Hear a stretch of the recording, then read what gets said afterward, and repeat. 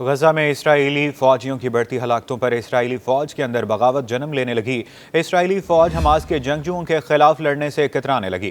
اسرائیلی فوج کے مزید 15 سپاہیوں نے ایک خط پر دستخط کر کے اعلان کیا ہے کہ وہ یرغمالیوں کی رہائی کا معاہدہ طے ہوئے بغیر اپنے فوجی خدمات جاری رکھنے کو مسترد کرتے ہیں۔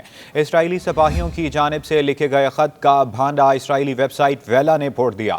اسرائیلی اخبار یروشلم پوسٹ کے مطابق اس سے پہلے 138 فوجی بھی اسی موقف پر دستخط کر چکے ہیں۔ اخبار نے یہ بتایا کہ دستخط کرنے والے بعض فوجیوں نے یہ اشارہ دیا ہے کہ یہ ان کی خالیہ خدمات کا اختتام ہے، جبکہ دیگر فوجیوں نے اس انتباہ کے لیے دستخط کیے ہیں کہ وہ نقطہ اختتام پر پہنچ چکے ہیں۔ مذکورہ خط اسرائیلی وزیر اعظم بنیامین نیتن یاہو، وزیر دفاع یوآو گیلنٹ، فوج کے چیف آف سٹاف ہرتزی ہیلفی اور حکومتی ارکان کو بھیجا گیا۔ خط میں جنگ کے خاتمے پر زور دیتے ہوئے کہا گیا کہ ہم اضافی اور فعال فوجی اور افسران کو خط کے ذریعے اعلان کر رہے ہیں کہ ہم اس طریقے سے فوج میں اپنی خدمات جاری نہیں رکھ سکتے۔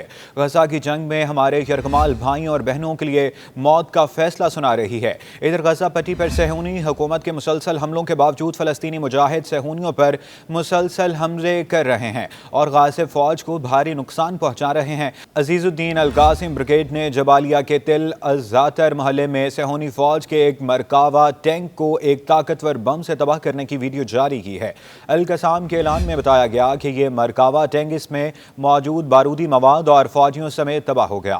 ٹینک تباہ ہونے سے 4 اسرائیلی فوجی ہلاک ہو گئے۔ اس کے علاوہ الفالوجہ میں صہیونی فوج کے 2 بلڈوزروں کو ٹینٹم اور یاسین 105 گولوں سے تباہ کر دیا گیا۔ الصفتاوی خیابان پر بھی صہیونی فوج کا ایک اور بلڈوزر القسام کے حملے کے زد میں آ کر راکھ کا ڈھیر بن گیا۔ شہدائے الاقصی بریگیڈ نے بھی اعلان کیا ہے کہ نترازیم کے علاقے میں متعدد صہیونیوں کو نشانہ بنایا گیا، جس میں کم از کم 1 غازہ فوجی ہلاک اور کئی زخمی ہو گئے۔ صہیونی فوج کے ترجمان نے بھی ناہال بریگیڈ سے وابستہ ایک اسرائیلی فوجی کے ہلاک ہونے کی خبر دی ہے۔ صہیونی فوج کے مطابق 7 اکتوبر 2023 سے لے کر اب تک 5,500 افسر اور عام فوجی زخمی اور معذور ہو چکے ہیں، جن میں سے 748 کی حالت تشویشناک ہے۔ باخبر ذرائع کا کہنا ہے کہ صہیونی فوج اپنے فوجیوں کی ہلاکتوں، زخمی اور معذور ہونے والوں کی حقیقی تعداد کو چھپائے ہوئے ہے۔ دوسری جانب روس کی سرکاری خبر رساں ایجنسی RIA نووستی نے ایک سفارتی ذریعے کے حوالے سے اطلاع دی ہے کہ حماس ایک سینئر رکن موسیٰ ابو مرزوق ایک طے شدہ دورے پر ماسکو پہنچے ہیں۔